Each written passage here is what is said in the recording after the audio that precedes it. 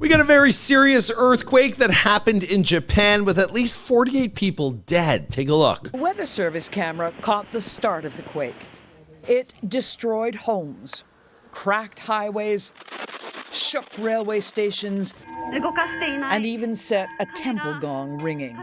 But that's not the only horrific story coming out of Asia for the new year. There was also a politician who nearly lost his life. Now, shocking footage has surfaced from South Korea showing the opposition leader, Jae-myung. Now, he got viciously attacked and his life nearly taken. Now, this was at a press conference where there's TV reporter footage. They show the assailant. They push through the crowd to then strike the politician with extreme force. Now, thankfully, the politician has survived this attack and he's now in intensive care. But that's not all that happened. I mean, we're talking about a 7.6 massive magnitude earthquake that hit Japan, and we're talking about buildings being toppled over, villages were flattened, and at least 48 people have been confirmed dead. So to find out more about how Asia is entering into the new year and these devastating events, well, be sure to stay tuned to this episode of Famous News. Also, wherever you're watching this video, be sure to give us a follow. Here we go. Now, 2024 is off to a tough start for the other side of the planet as an earthquake hit Japan's west coast, sweeping some houses and cars into the sea. Now, tremors, they were felt all over the country, and a tsunami warning it had people, well, they were living in fear that a flood could follow. Now, back in 2011, 1,800 people were killed in a similar size earthquake where the sea, it basically pushed its way inland and a lot of people drowned. Now, this particular earthquake, it shook the Noto Peninsula on the Ishiwaka part of the country. This happened on Monday afternoon, Japanese time. Now, they had collapsed buildings. There were fires sparked everywhere. People were running for cover thinking a tsunami was to follow. They were getting on top of buildings. Everyone was hoping for the best, but praying for the worst. Now, they did see tsunami waves that were around 1.2 meters or 3.9 feet high. Rivers did flood. Boats, they were thrown to shore, but thankfully, it doesn't appear to have taken over the city. Now, there were roads that were ripped open, and the photos that are going around, they're absolutely shocking to say the least. Now, there were 35 smaller aftershocks that were reported near the epicenter of the quake. Now, at least 48 people have been confirmed to have passed away. If you think that's bad enough, well, 5 more people, they were also killed at a Tokyo airport when a Japan Airlines jet collided with a Coast Guard plane because it was on its way to provide earthquake relief. And with all this going on in Japan, well, nearby South Korea, they made international news headlines when the South Korea's liberal opposition leader, Jae-myung, well, he was stabbed in the neck by an unidentified knife-wielding man, and this was during a visit to the southeastern city of Busan. And Lee, 59 years old, well, he's the head of the Democratic Party. He was rushed to the hospital where he underwent surgery to repair a major blood vessel, meaning that attacker, they knew exactly what they were going for. Now, the attack had happened when Lee, he walked through a crowd of journalists and others after finishing a tour of a site for a new airport. Now, the attacker, posing as a supporter, they approached Lee saying he wanted to get his autograph, and then he went and he viciously stabbed him in the neck with a knife. Now, police said that officers, they arrested the man on spot, but during questioning, he refused to identify himself or say why he attacked Lee in the first place. So it sounds like someone sent their henchmen to take this man down, right? My God, this is just the first video I've made in the new year, and what a story. Our prayers and condolences go out to everyone. See you guys in another video.